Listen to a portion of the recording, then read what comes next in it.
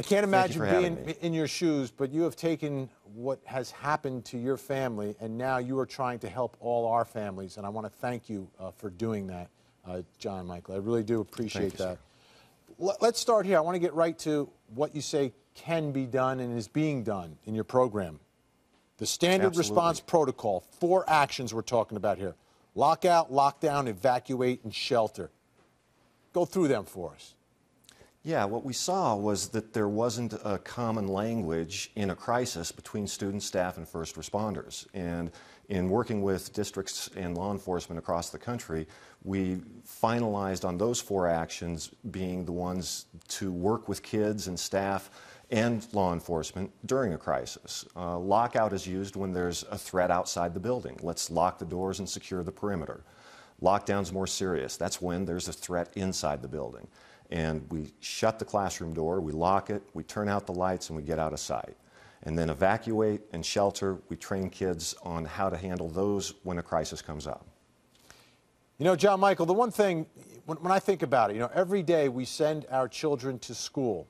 You know, sometimes we put them in a bus and the bus takes them to school. But I'm always thinking, you know, why hasn't safety been more of a priority? I mean, we're sending little ones like we saw in Newtown to even high school kids. These are our children. You know, they have to go to school. Why do you think it is that it takes what happened to your family and what happened in Newtown for us to even have this conversation?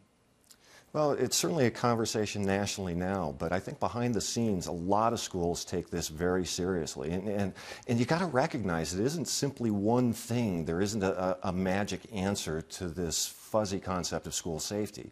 It really takes partnerships in advance between law enforcement and educators, and practicing and drilling, and students and staff have to take it seriously. And so, while certainly the conversation has tragically become a national one again, there is a lot going on behind the scenes across the country that rarely parents or communities see.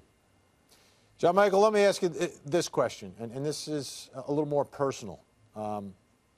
When a story like Newtown happens, and you see that, does that take you back, and does that give you more fuel to do what you're doing to try to keep my children safe and everyone else's children safe?